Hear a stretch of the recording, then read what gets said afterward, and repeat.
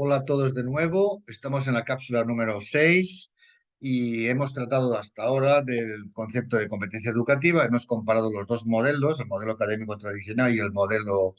competencial, viendo sus ventajas, sus prioridades y sus potencialidades, y nos hemos centrado en conceptualizar y fundamentar bien con ejemplos aplicados a la práctica todo lo que puede ser el aprendizaje y la enseñanza de las competencias en música. Pues bien, en las dos últimas cápsulas hemos tratado de uno de los cinco atributos, de estos cinco atributos que recordemos que son los básicos que definen la competencia. Hemos tratado de definir lo que significa transferir conocimiento como uno de los atributos esenciales y relevantes de la enseñanza competencial. En la cápsula número 4 hablábamos de la competencia cuando tiene atributo de relevancia en transferencias que son implícitas o son explícitas. Y poníamos de relieve que la, la transferencia explícita es mucho más efectiva porque parte de la reflexión que no la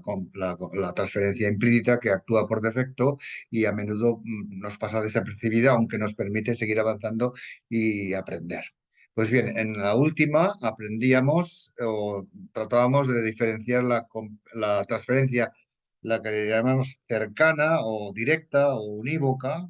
y la transferencia lejana, y decíamos que la transferencia lejana del aprendizaje es bastante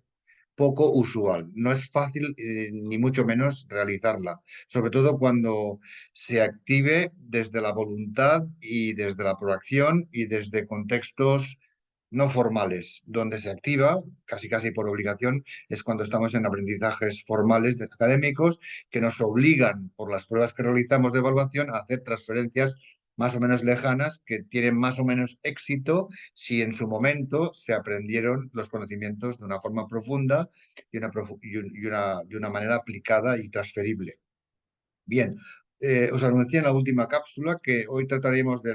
finalmente de la transferencia aplicada a una cierta realidad del aula que en según qué ambientes educativos y según qué centros suele ser un problema grave. Casi casi podríamos decir que es un agujero negro del sistema. Y es la dificultad que los alumnos tienen en transferir el conocimiento de electroescritura que realizan en las clases de lenguaje musical y transferirlo al aprendizaje del instrumento, de la lectura de partituras cuando tocan instrumento o cuando tocan en agrupaciones. Cabe decir primeramente que la transferencia de este tipo de conocimiento de una asignatura a otra no siempre se da porque hay sistemas educativos, hay países en los que el lenguaje musical entendido como el dominio del solfeo, de lo que entendemos por el solfeo tradicional, no existe. Y aunque la materia del lenguaje musical va mucho más allá que solo leer música y codificarla, sino que tiene otros aspectos perceptivos, analíticos y creativos que forman parte del concepto del lenguaje musical, en el apartado de solfeo sí que es verdad que no se trata como materia específica. Y es el instrumento o las materias correspondientes la que tratan de introducir este dominio integrado dentro del aprendizaje instrumental. Pues bien, yo me referiré a los centros o los sistemas en los que lenguaje musical, es decir, la parte de solfeo, se hace independiente como materia independiente de la materia de instrumento. Por tanto, ¿cuáles son los problemas a los que nos enfrentamos normalmente cuando vemos la escasa transferencia que los alumnos encuentran en transferir el dominio del lenguaje musical en la materia de lenguaje y transferirlo a instrumento? Yo destacaría tres, sobre todo destacaría tres elementos fundamentales. Una es los motivos por los cuales los alumnos no transfieren demasiado fácilmente. Incluso a veces no transfieren nada. Me refiero a uno de los motivos principales que es la desconexión que hay entre los contenidos que se enseñan en lenguaje musical y los contenidos que se enseñan en instrumento.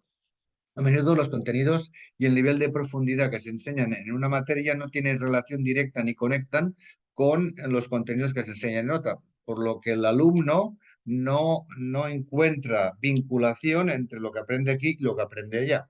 Esto hace que la demanda de instrumento no se vea satisfecha y los profesores de instrumento a menudo se quejan de que los alumnos hacen lenguaje musical pero llegan a instrumento y no saben leer. Esto es una realidad que muy a menudo es motivo de conversación entre los compañeros de los claustros de escuelas de música y conservatorios. Otro tipo de motivo puede ser, o debe ser seguramente, el desconocimiento recíproco que hay entre los docentes de ambas materias. Es decir, ¿qué sabe el docente de instrumento de lo que se enseña y cómo se enseña en lenguaje y al revés? Por tanto, puede pasar que el lenguaje se enseñe de una forma muy diferente de cómo lo hace el docente de instrumento, por lo que el alumno no conecta las dos maneras de enseñar un mismo contenido, por lo que no transfiere o transfiere muy poco. Y la tercera es, como resultado de estas dos primeras, es el desconocimiento que a menudo tiene el profesorado sobre los procesos cognitivos que debe realizar el alumno para formalizar un tipo de contenido que tiene un gran nivel de abstracción, un gran nivel de formalización y que es bastante difícil de poderlo dominar a nivel cognitivo, sobre todo si estamos en edades en las que el pensamiento de los alumnos no tiene un alto nivel de abstracción, por ejemplo, antes de cuando son pequeños y antes de la preadolescencia. Por tanto, cuando aprenden sin saber qué edad tienen, los alumnos pueden tener serias limitaciones para aprender y conceptualizar, para extraer, para formalizar este tipo de dominio de la lectoescritura, por lo que el conocimiento se queda encapsulado, se queda asociado, se queda atado al contexto donde se aprendió de forma muy concreta, de forma muy unívoca, a los ejemplos que se aprendieron en esta materia en este momento. Por tanto, cuando van a la otra materia, pues este conocimiento no se transfiere, porque como mucho tendría que ser muy parecida la metodología, muy parecido el contenido para que el alumno pudiera hacer esta transferencia que sería una transferencia cercana. Si los alumnos no tienen esta capacidad de abstracción y el trabajo en lenguaje se ha quedado muy encapsulado, cuando van a instrumento, pues no atan cabos y se les hace muy difícil, de manera que incluso puede haber alumnos que leen música de una manera en lenguaje y leen música de otra manera cuando hacen instrumento. Y eso a veces pasa y es una demostración de la nula transferencia que esto tiene en el proceso de aprendizaje, por lo que también tiene un daño colateral, y es que el alumno no entiende por qué hace una cosa y por qué hace otra, y tiene como resultado que puede perder el sentido del aprendizaje y por tanto afectar a su motivación. No hace falta pensar mucho, francamente, para saber que estos problemas que generan y producen esta ausencia de transferencia del aprendizaje y que perjudican la calidad del aprendizaje del alumno, se podría solucionar de manera bastante diáfana. Eh, Se trataría de que los docentes trabajaran coordinadamente, que conectaran sus métodos, que conectaran sus contenidos, que encontraran las sinergias suficientes y salían de este aislamiento, de este individualismo que a veces es muy empobrecedor, y se situaran en el objetivo que es ayudar a aprender al alumno, que es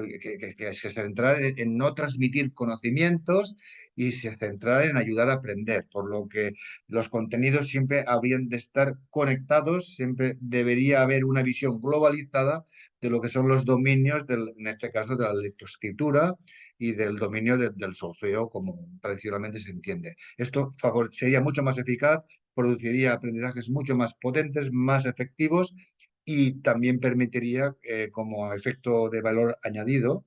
que el alumnado encontrara sentido, valoración y motivación al aprendizaje esforzado que todos sabemos que necesita el dominio de la lectoescritura. ¿De acuerdo? Esta sería la última cápsula referida a los elementos de- que se refieren al concepto, al atributo de transferencia del aprendizaje respecto a los atributos de la competencia. En la próxima cápsula, el número 7, trataremos de los dos siguientes atributos que tiene la competencia educativa, que hace referencia a la contextualización, a las demandas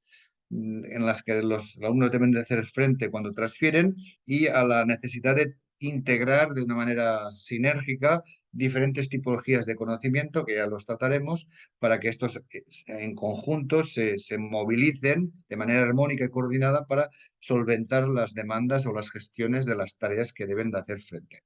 Por tanto, nos vemos en la siguiente cápsula, la número 7. Hasta pronto.